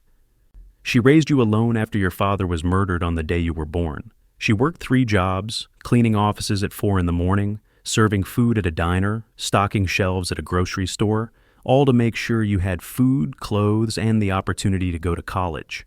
She sacrificed her health, her youth, her own dreams to give you a better life. She loved you unconditionally, the way only a mother can love. She forgave you repeatedly when you hurt her. She never gave up on you, even when you'd completely given up on her. And you repaid that love by abandoning her, by lying about her being dead, by being so ashamed of her vitiligo, a harmless skin condition she couldn't control, that you cut her out of your life completely. The judge's voice was rising now, emotion breaking through her professional composure. And then, at your wedding, in front of hundreds of people and cameras that would broadcast your cruelty to millions, you looked your mother in the eyes and said, "You're not my mother." You said, "How can I be related to someone who looks like you?" You had her physically removed from your wedding, like she was an intruder, a stranger, when she was the person who knew you best in the world. Those videos went viral. Your mother's humiliation was shared millions of times. People across the country watched you reject her, watched you mock her appearance, watched you treat her like she was nothing, and she had to live with that. She had to go home alone and know that the entire world had watched her own son reject her in the cruelest way possible. The judge picked up a piece of paper, a copy of my mother's suicide note. Your mother left a note. In it, she apologized to you. Even after everything you'd done, she was apologizing. She said she was sorry she wasn't strong enough to keep fighting. She said she was sorry she wasn't the mother you wanted. Judge Williams' voice cracked. But she was the mother you needed. She was exactly the mother you should have wanted, and you destroyed her. She set down the note and looked directly at me. While I acknowledge that you did not physically cause your mother's death, your emotional abuse and neglect were direct contributing factors to her decision to end her life. The psychological expert testimony made it clear that the public humiliation you inflicted, combined with years of abandonment and rejection, created a crisis that led to her suicide. This court finds you guilty of manslaughter through criminal neglect and emotional abuse. The courtroom erupted in whispers. I stood there, numb, waiting for the sentence I knew I deserved. In determining your sentence, I've considered many factors. Your age, your lack of prior criminal record, the fact that this is a relatively new legal theory about responsibility for suicide, your apparent remorse. But I've also considered the severity of your actions and their consequences. I've considered the testimony from dozens of people about what a remarkable woman your mother was. I've considered the diary entries where she wrote about her pain, her confusion about why her son had abandoned her. I've considered that suicide note where she apologized to you when you should have spent the rest of your life apologizing to her. Judge Williams took a breath. I sentence you to 25 years in prison. Gasps filled the courtroom. 25 years. I'd be in my 50s when I got out, if I got out. But the judge wasn't finished. Additionally, at the end of your sentence, you will face capital punishment by hanging, the same method your mother used to end her life. This will serve as a constant reminder of the consequences of your actions and as a deterrent to others who might consider treating their family with such cruelty. More gasps. Capital punishment wasn't common in our state, especially not for manslaughter. But the judge was making a point, creating a precedent, sending a message. This sentence may seem harsh to some, she continued, but I believe it reflects the severity of what you did. You had every advantage, a mother who loved you unconditionally, opportunities for education and success, people who believed in you, and you threw it all away because of vanity, because of shame, because you cared more about what strangers thought than about the person who mattered most. Take him away? The bailiffs came and put me in handcuffs. As they led me out of the courtroom, I looked back and saw Eliana. She was sitting with her parents, watching me with an expression I couldn't read. Not quite satisfaction, not quite sadness. Maybe just exhaustion. I saw Eddie, Mateo, and Ben in the back row. They looked uncomfortable, probably worried that people would connect them to my story, that their role in encouraging my shame would come to light. But it wouldn't. They'd gotten away clean, and I was the only one paying the price. I saw neighbors from my hometown, people who'd known my mother, people who'd watched her struggle and sacrifice for years. Some were crying, others looked satisfied that justice had been served. And I saw one person holding a framed photo of my mother. It was a beautiful picture, one I'd never seen before, where she was smiling at the camera with genuine joy. Her vitiligo was visible, the patches on her skin creating a unique pattern that actually made her more beautiful, not less. She looked happy and strong and full of life. That's how I should have seen her. That's how I should have always seen her. But I'd been too blind, too ashamed, too stupid. They took me to state prison, where I was processed and assigned to a cell. The other inmates learned quickly who I was and what I'd done. News travels fast in prison, and my case had been all over the media. Most criminals have codes about certain things. You don't hurt kids, you don't hurt women, and apparently you don't treat your mother like garbage. The first week, someone threw scalding water on me in the shower. The second week, my food was poisoned. Not enough to kill me, just enough to make me violently ill for days. The guards looked the other way. They'd seen the videos too. They knew what I'd done. After a few months, an older inmate named Marcus approached me. He was doing life for murder, had been in prison for 20 years. "You know what your problem is?" he asked me one day in the yard. "I have a lot of problems. Your problem is you don't understand what you had. I killed a man in a robbery. I took someone's father, someone's husband, someone's son from the world, and I live with that guilt every single day. But you had a mother who loved you. You had someone who would have done anything for you, who worked herself to death to give you opportunities, and you just threw her away." He shook his head. "Most of us in here would kill to have what you had. We'd kill to have someone visit us, someone who cares if we live or die, someone who loves us no matter what. And you had it, and you destroyed it." "I know," I said quietly. "Do you? Do you really understand what you lost? Every single day, every single minute of every day." "Good," he said, "because that guilt, that's your real sentence. Not the 25 years, not the death penalty waiting for you at the end. It's knowing you had everything and you chose to throw it away." He was right. The physical prison was nothing compared to the prison in my mind, where I replayed every moment with my mother, every cruel word I'd said, every call I'd ignored, every opportunity I'd had to be better. I thought about the wedding constantly. I'd lie awake at night seeing my mother's face when I denied her, hearing her voice asking, "What did I do wrong?" Watching her walk out of my wedding alone and heartbroken. I thought about all the times she'd called and I'd ignored her, all the texts she'd sent saying, "I love you," that I'd never responded to, all the money she'd sent that I'd taken without even saying, "Thank you." I thought about how she'd spent her last weeks knowing the entire world had watched her son reject her, how she'd probably seen the comments people made about her appearance, the jokes about her vitiligo, the cruel memes that people had created, how she'd gone to sleep every night knowing millions of people had witnessed her humiliation. And I thought about that last morning when she'd made the decision to end her life. What had she been thinking? Had she thought about me? Had she hoped I'd somehow save her, that I'd show up early and stop her? Or had she just been done?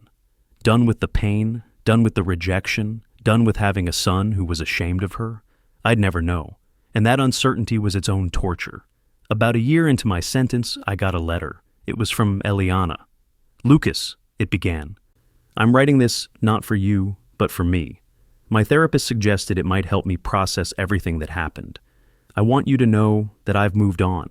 I'm dating someone new, someone honest and kind, someone who loves his family and treats his mother with respect, someone who would never lie to me the way you did.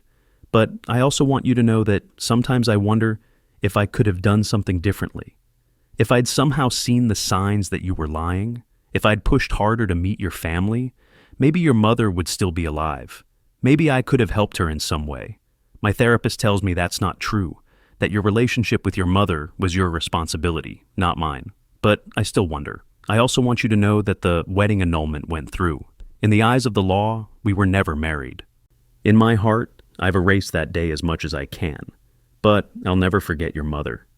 I think about her sometimes, how strong she must have been, how much she must have loved you to forgive you, even in her suicide note. I hope prison is giving you time to think about what you did. I hope you're becoming a better person, though it's too late for it to matter to the one person who deserved your growth. I won't write again. This is closure for me. I hope someday you find whatever peace is possible for someone who did what you did. Goodbye, Lucas." I read that letter 100 times. Eliana had moved on, found someone better, built a new life without me, and I was happy for her. She deserved happiness. She deserved honesty and love, and a partner who wouldn't lie to her for years.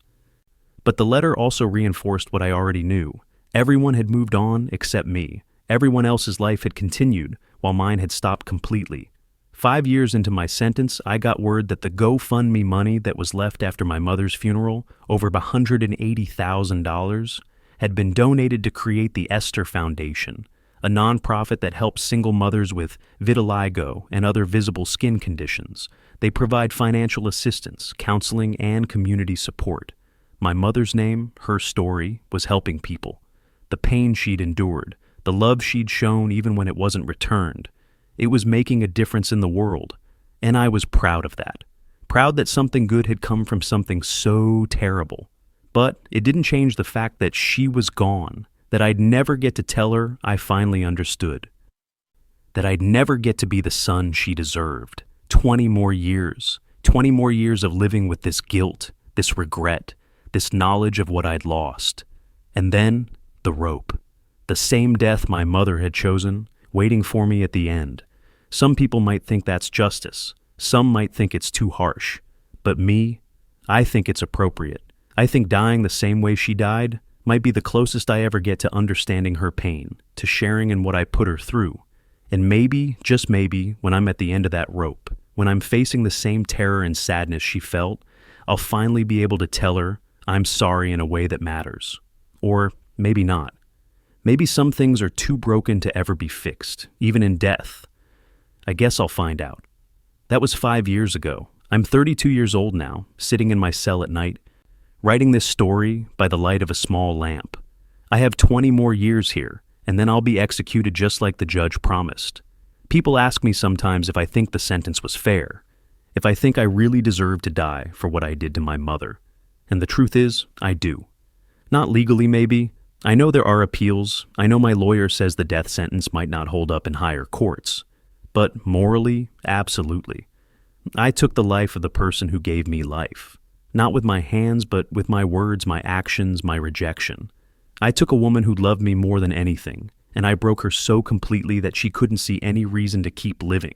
If that doesn't deserve the harshest punishment, I don't know what does. I spend my days in here thinking about my mother, about the sacrifices she made for me, about the times she went hungry so I could eat, about how she'd save money for months just to buy me new shoes for school, about how she'd smile at me even when I could see the hurt in my eyes from how I was treating her. I think about my father, too, the man I never knew. Sunday, he died trying to get home to meet me, killed by gang members who mistook him for someone else. He never got to hold me, never got to see me grow up, never got to be a father. And I wonder what he'd think of the son he never got to meet. I wonder if my mother told him about me, if she talks to him now in whatever comes after this life. I wonder if she told him about what I became, about how I treated her, about how I destroyed her. I like to imagine that she didn't tell him the bad parts. I like to imagine that when she thinks about me, if she thinks about me, she remembers when I was young, when I loved her, when I was proud to be her son. But I know the truth. I know that when my mother thought of me in her last weeks, she thought about rejection and shame and a son who valued the opinions of strangers over the love of his mother. Other inmates ask me sometimes what I did to end up in here. When I tell them, most of them are disgusted. In a place full of people who've committed terrible crimes, I'm considered one of the worst, because even murderers and thieves usually love their mothers. Marcus, the lifer who talked to me in my first year, has become something like a friend. We sit together in the yard sometimes, and he tells me about his mother, who died while he was in prison. I never got to say goodbye, he told me once. Never got to tell her I was sorry for the path I chose, for the pain I caused her. She came to visit me once a month for 15 years, and then one day she just stopped coming. They told me she'd had a stroke. She was gone before I even knew she was sick. At least you didn't push her away, I said. At least she knew you loved her. Maybe, he said, but I still took 15 years of her life. 15 years where she could have been enjoying her retirement, traveling, spending time with her grandkids from my sister. Instead, she spent every spare dollar and every free day coming to see me in this place. That was her choice. Yeah, but I gave her that burden. I made her carry the weight of having a son in prison for murder. That's not so different from what you did. It's completely different. You didn't reject her. You didn't deny her. You didn't make her feel worthless. No, he agreed, but I still broke her heart. I still caused her pain. We're both here because we hurt the women who loved us most. The details are different, but the result is the same. I've had a lot of time to think about that, about how many people in this prison are here because they hurt their families, about how many of us took love for granted until it was too late. But I also think about the people on the outside who still have time, who still have mothers and fathers and people who love them, who still have a chance to make things right before it's too late. That's why I'm writing this now. That's why I want my story told. I've been contacted by journalists, documentary filmmakers, true crime podcasters. Everyone wants to tell the story of the son who denied his mother and drove her to suicide. But I've said no to all of them, until now, because I don't want this story to be about entertainment. I don't want it to be another viral video that people watch and forget. I want it to mean something. I want it to change something. I want young people out there who might be feeling ashamed of their families to really think about what they're doing. I want them to understand that the opinions of people who don't really care about them are worthless compared to the love of the people who do. I want people who've been distancing themselves from their parents to call them, tonight, right now, before it's too late. Because here's what I've learned in these 5 years behind bars. Everything else in life is temporary. Jobs, money, status, what people think of you, all of it can disappear in an instant. All of it is built on sand. But love, real unconditional love like my mother had for me, that's the only thing that actually matters. That's the only thing that lasts. And once it's gone, once you've pushed it away so far that it can't come back, you'll realize that all those other things you thought were important are just emptiness. I had a mother who loved me unconditionally. She worked 3 jobs to raise me. She forgave me when I didn't deserve forgiveness. She loved me even when I made it clear I was ashamed of her. And I threw it all away because of how she looked, because of a skin condition she couldn't control. Because I was more concerned with fitting in than with honoring the woman who gave me everything. I dream about my mother almost every night. Sometimes they're good dreams, memories from when I was young, before everything went wrong. Her teaching me to ride a bike, her cheering at my baseball games, her helping me with my homework at the kitchen table. But mostly they're nightmares. I dream about the wedding over and over again. I see her face when I said, "You're not my mother." I see the hope die in her eyes. I see her walking away, shoulders shaking with sobs, while I just stood there and let her go. And I dream about finding her. I'm always running in these dreams, running toward her apartment, knowing something's wrong. But I'm always too late. I always arrive just as they're bringing out her body, just as they're putting me in handcuffs, just as my life is ending along with hers. I wake up crying most nights. The guards have stopped checking on me when they hear it. Even they understand that some pain can't be helped.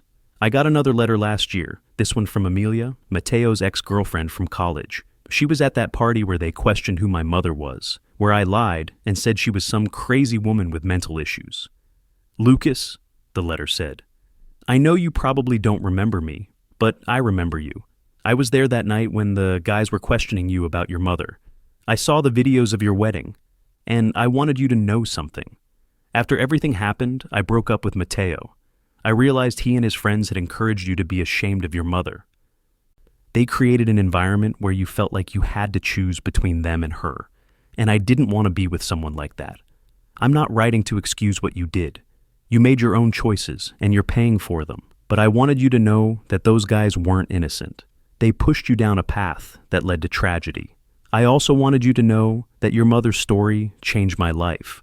I started volunteering with the Esther Foundation. I work with single mothers, helping them access resources and support. Every time I meet one of these women, working multiple jobs, sacrificing everything for their kids, I think about your mother and what she endured. I hope you're using your time in prison to become better. I hope you're learning from your mistakes, and I hope that somehow, in some way, your mother knows that her story is helping people. Take care, Amelia." That letter meant more to me than she probably knew. Not because it absolved me, nothing can do that, but because it reminded me that my mother's legacy was bigger than her death, that her love and sacrifice were inspiring people, helping people, making a difference. The Esther Foundation has helped over 500 families in the last 5 years. They provide financial assistance for rent and utilities, counseling services for mothers struggling with visible differences, support groups where people can connect with others facing similar challenges. They work with vitiligo support organizations, with single-parent networks, with anyone who needs help, and they do it all in my mother's name, honoring her strength and her love.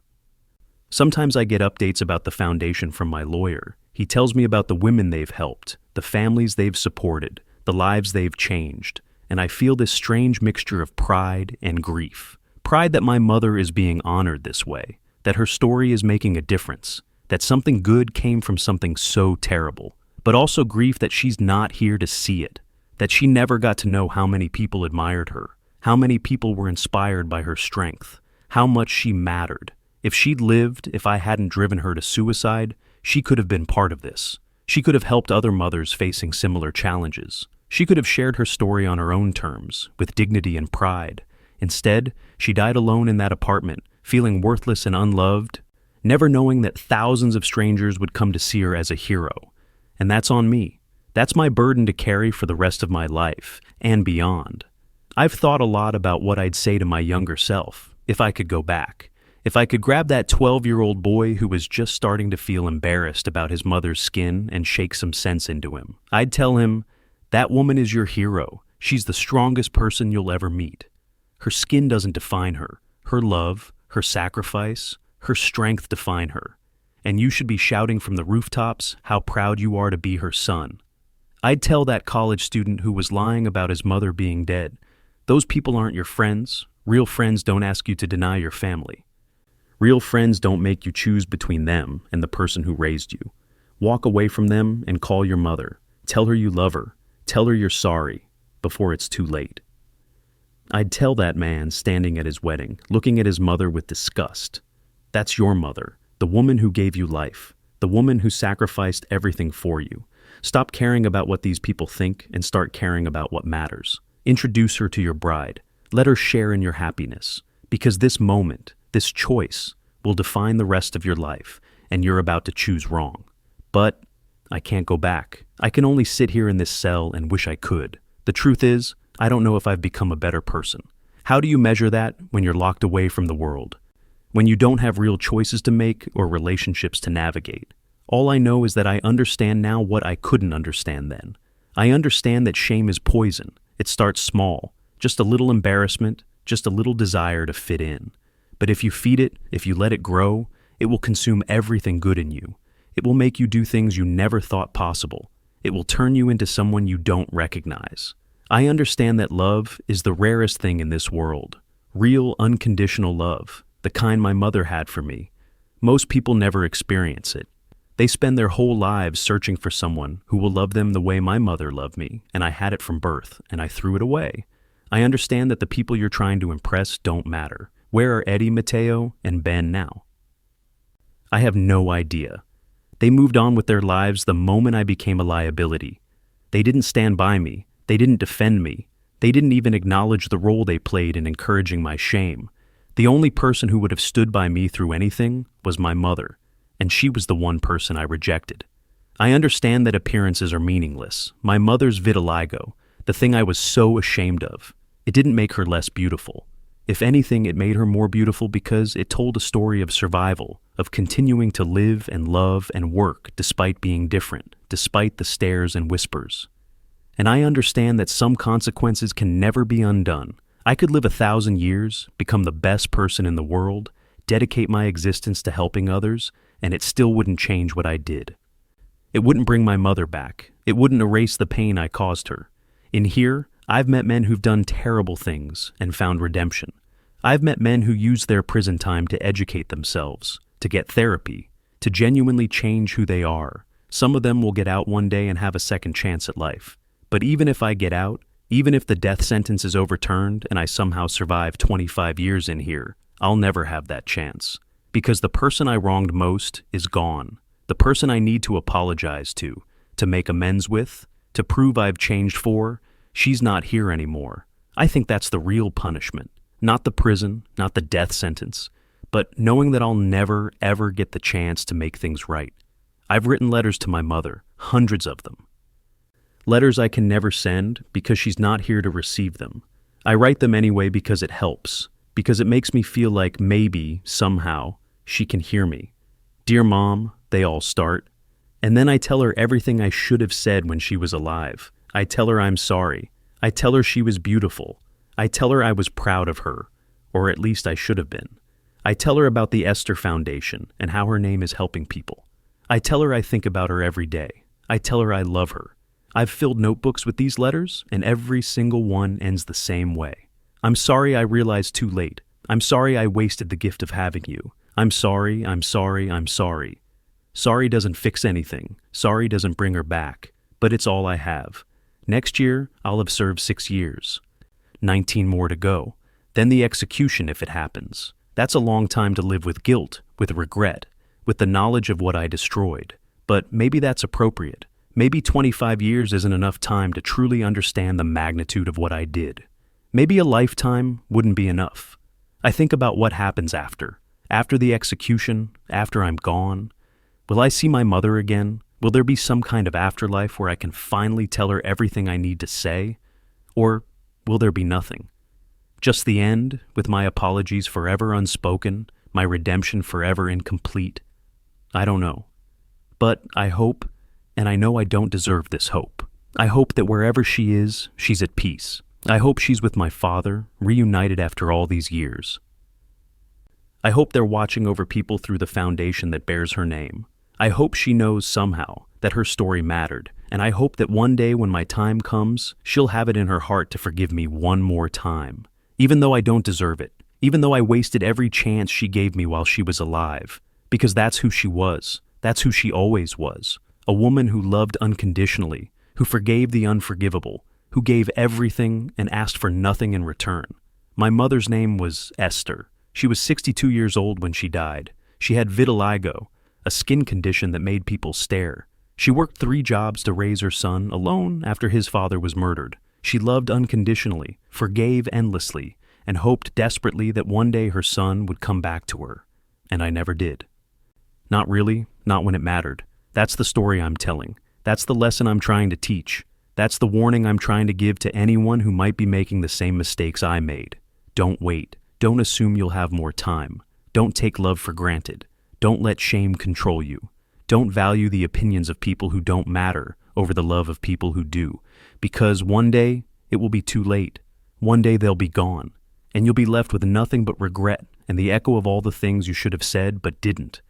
I know this because I'm living it every single day, and I'll continue living it for the next 20 years until the rope ends what my choices began. My mother taught me that. She taught me a lot of things, actually. I just didn't listen until it was too late. Don't make the same mistake I did. So, that's my story. That's how I went from being a son who loved his mother to a man who destroyed her. That's how one lie turned into another, how shame grew into cruelty, how the need to fit in cost me everything that actually mattered. I'm telling you this now, 5 years into my sentence, because I want people to understand the cost of caring more about appearances than about love. I want people to see where that path leads. I want young men and women out there who might be feeling ashamed of their families to really think about what they're doing before it's too late. Because I can't undo what I did. I can't bring my mother back. I can't take back the years I abandoned her or the words I said at my wedding. I can't erase the pain I caused or the way I made her feel worthless when she was the most valuable person in my life. All I can do is tell my story and hope that someone, somewhere, makes a different choice than I did. Let me tell you what I wish someone had told me when I was in college, when I was first starting to pull away from my mother. Love is not embarrassing. Family is not a burden. The people who raised you, who sacrificed for you, who loved you when you had nothing to offer them, those people are treasures. They're gifts. And most people in this world would give anything to have what you have. I wish someone had told me that the friends who ask you to choose between them and your family aren't real friends. They're users. They're shallow people who will disappear the moment you're no longer useful to them. Real friends, real people worth knowing, they understand family. They respect it. They would never ask you to deny your mother or lie about where you came from. I wish someone had told me that physical appearance means nothing. My mother's vitiligo didn't make her less beautiful. It made her unique. It told a story. It showed that she'd lived, that she'd endured, that she'd continued loving and working and hoping, despite being different. But I was too shallow to see that. I only saw what other people might think, how they might judge me for having a mother who looked different. I wish someone had told me that shame is a liar. Shame told me I needed to distance myself from my mother to be successful. Shame told me that people would respect me more if I came from a normal background. Shame told me that lying was easier than standing proud. But shame was wrong about everything. The distance didn't make me successful. It made me hollow. People didn't respect me more. They despised me when they learned the truth. And lying wasn't easier. It was a prison I built for myself, one lie at a time. Most importantly, I wish someone had told me that time runs out. We act like we have forever to make things right with the people we love. We think, I'll call tomorrow, I'll visit next month, I'll apologize eventually. But eventually never comes. Tomorrow turns into next year turns into never, and then they're gone, and all you have left is regret.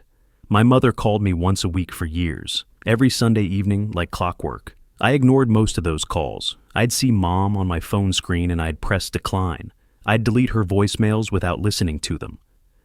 Do you know what I'd give now to get one more call from her? To hear her voice one more time? To have the chance to pick up the phone and say, I love you, Mom. I'm sorry. I'm proud of you.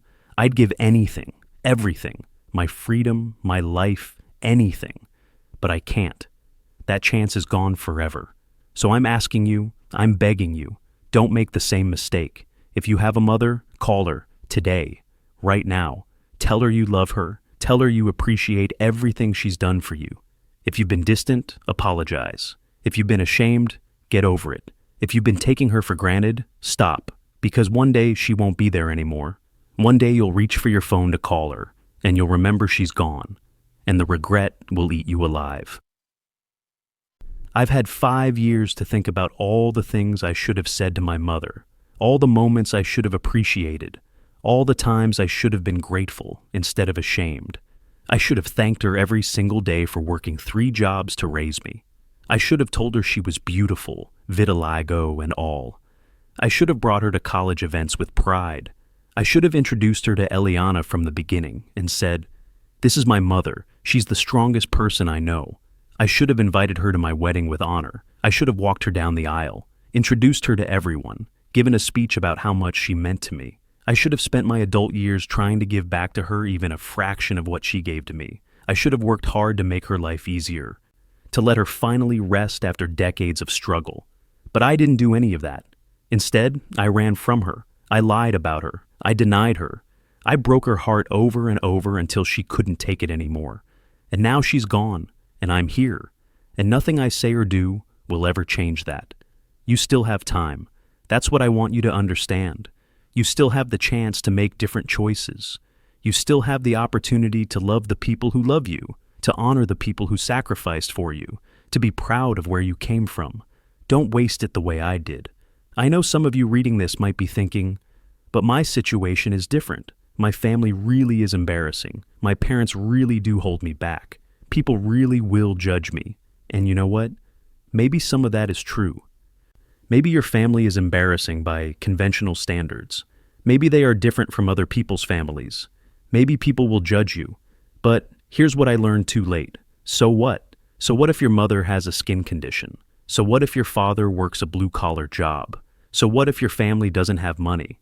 So what if you grew up in a small apartment instead of a big house? None of that matters. None of it is worth trading away the love and support of your family. The people who judge you for where you come from aren't worth impressing. The friends who ask you to hide your family aren't worth keeping. The social circles that require you to deny who you are aren't worth joining. I learned this in the worst way possible. I learned it by losing everything: my mother, my wife, my job, my freedom, my future.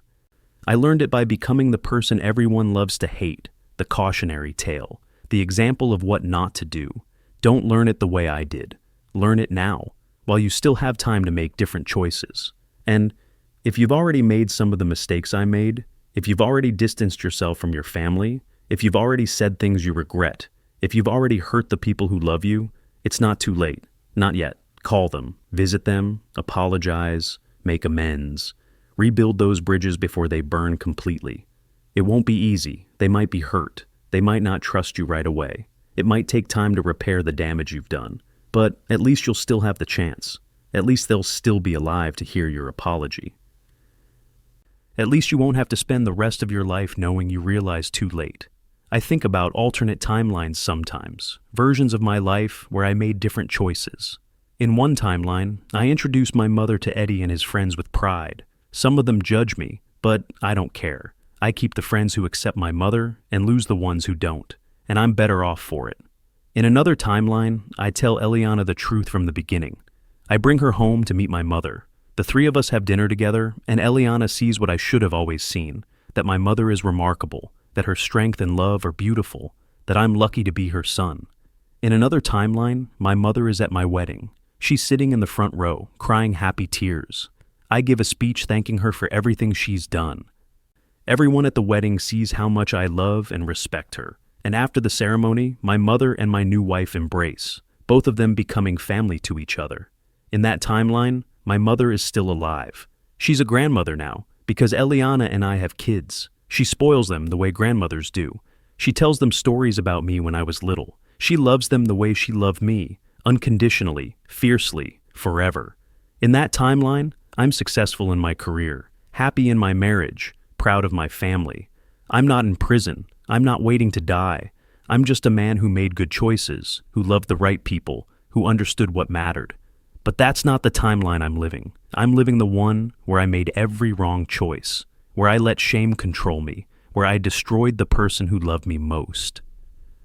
And the worst part, the absolute worst part, it was also preventable. Every single step down this path was a choice. I chose to be embarrassed by my mother. I chose to distance myself from her. I chose to lie about her. I chose to deny her at my wedding. At any point, I could have chosen differently. At any point, I could have stopped and said, "What am I doing? This is wrong." At any point, I could have turned around and run back to my mother and begged her forgiveness. But I didn't. I kept going. I kept making the wrong choice over and over, until there were no more choices left to make. Now I'm asking you, what will you choose? Will you choose love or shame? Will you choose family or acceptance? Will you choose what's real or what looks good? The choice seems obvious from where I'm sitting. But I know it doesn't always feel obvious when you're in the moment, when you're facing pressure from friends, when you're worried about what people will think. So let me make it simple for you. Choose love. Always choose love. Choose the people who've been there for you from the beginning. Choose the people who loved you before you were successful, before you had anything to offer them, when you were just a baby in their arms. Choose your mother, choose your father, choose your family, because everything else, money, status, the opinions of people who don't really know you, all of it is temporary. All of it can disappear in an instant. But love, the love of a mother for her child, that's forever. That's the only thing that actually matters. And once it's gone, you'll realize that all those other things you thought were important are just emptiness. So here's what I want you to do right now.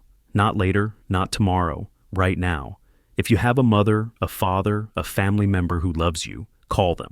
Send them a message, tell them you love them. Tell them you appreciate them. If there's distance between you, start closing it. If there are words left unsaid, say them. If there's love you haven't expressed, express it.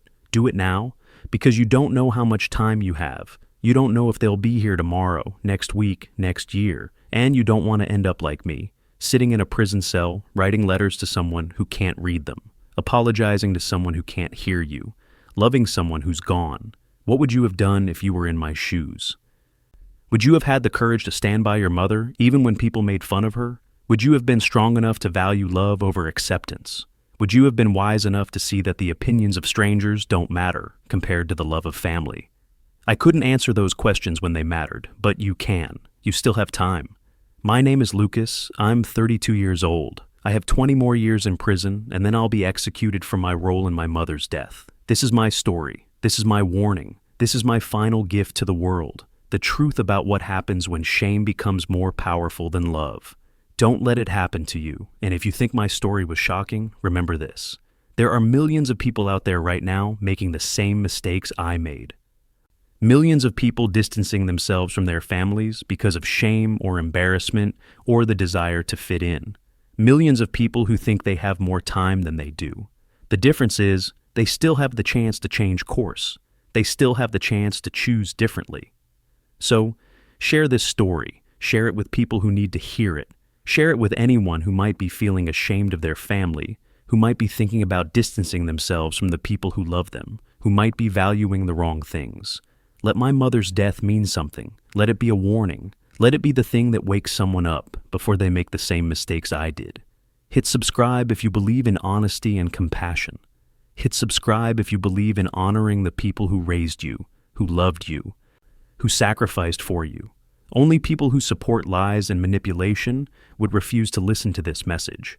Only people who think it's okay to abandon family, to value appearances over character, to choose pride over love would walk away from this story without letting it change them. So, what are you going to do? Are you going to learn from my mistakes? Are you going to appreciate the people who love you while you still have them?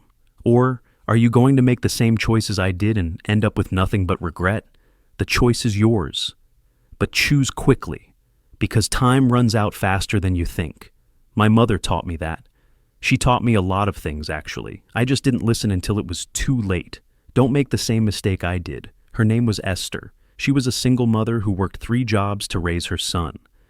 She had vitiligo, and her son was ashamed of her. She loved unconditionally, even when that love was rejected. She forgave endlessly, even when forgiveness wasn't deserved.